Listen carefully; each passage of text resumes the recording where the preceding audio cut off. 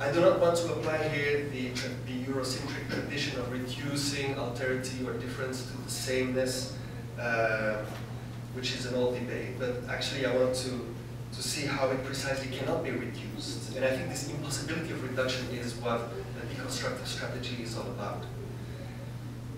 If in Bekolo's work there is a kind of unintentional authenticity, if I can use that polemic word, it has to be understood in the precise meaning of original and autonomous in opposition to imitation. Moreover, his originality resides in the way expectations of a so-called authentic African cinema are countered. This notion of appropriation is close to the Senghorian notion of active assimilation, which he posits against being assimilated, but even more close to the idea of licence, that you can exchange with the other without being alienated. But let me give you some examples in Les Saignantes of the strategy of appropriation. And here's where the title comes in. First is death. So Majoli and Chouchou, the bloodeds in Les Saignantes, appropriate the Mbembian deathscape in order to overcome it. Death is both problem and solution, since the funeral of a high official is their way out of the necropolis. That is used for survival. The second example is sexuality. One of the means they use to gain access to power is their attractiveness, which they even develop into martial arts. The bloodeds appropriate their alienated body and develop a sexual image as described by Marianne Duane in her concept of masquerade. So to defy phallocentrism in a fight for liberation. This phallocentrism stands metonymically for colonial and post-colonial power relations. And masquerade, which is the manipulation of the image the other has of you, together with the female sexual ritual of the mevungu, a ritual which is called the bantu when everything goes wrong, does not only defy the abusive political power, but also destabilizes it. Masquerade then stands for the seduction through the image. Images in African cinema reappropriate and alter an image which tended and still tends to be very problematic. A third example is precisely given by Liz Mevungu. The ethnologizing gaze and image to which African filmmakers resisted and sometimes didn't resist is kind of reappropriated through the use of Mevungu in Les Saignantes. Whereas a classic ethnographic film would represent the Mevungu, in the case of Les Saignantes, it is structured by the Mevungu. That is how it reveals the ritual, instead of just representing it. And so the ritual is a secret ritual that cannot be shown. But the film becomes in a way the ritual. The film performs a kind of exorcism of the evu, which is the male destructive power, according to the French anthropologist Labourtoura, whose book inspired the film Les Saignantes.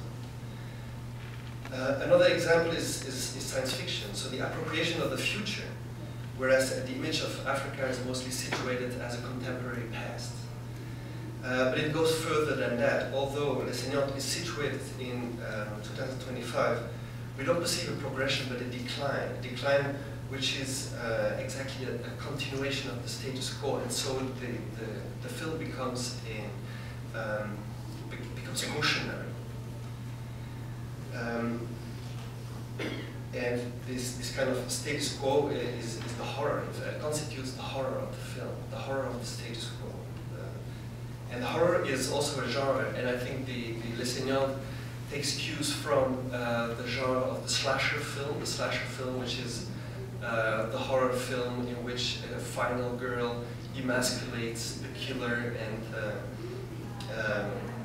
and actually wins. And so we see similarities between Majoli, Chouchou and the final girl in the slasher film.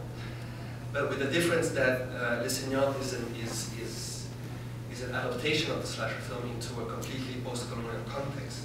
So not the Texas Chainsaw Massacre, but Yaoundé in 2025.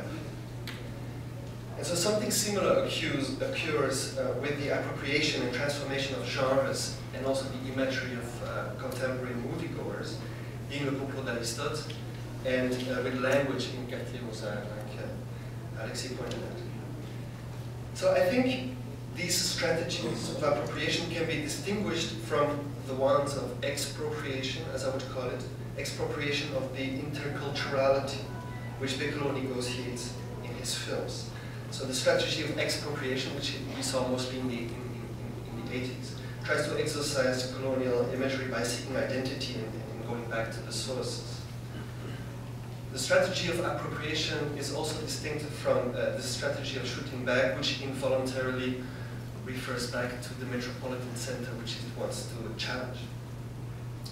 And to conclude, I think that strategies which are at work in Bekolonian cinema are not to be found in terms of identity, nor to be found in the direct refutation of colonial imagery, but that the solution which could be offered by the image lies precisely in the indirect relation of appropriation and the transformation which is intrinsic to the process of appropriation. So this transformation allows my first point to happen, which is the ability to imagine differently. And this ability is the crux of resistance against the inurement, against the habituation to the status quo which is depicted in Les Saignantes.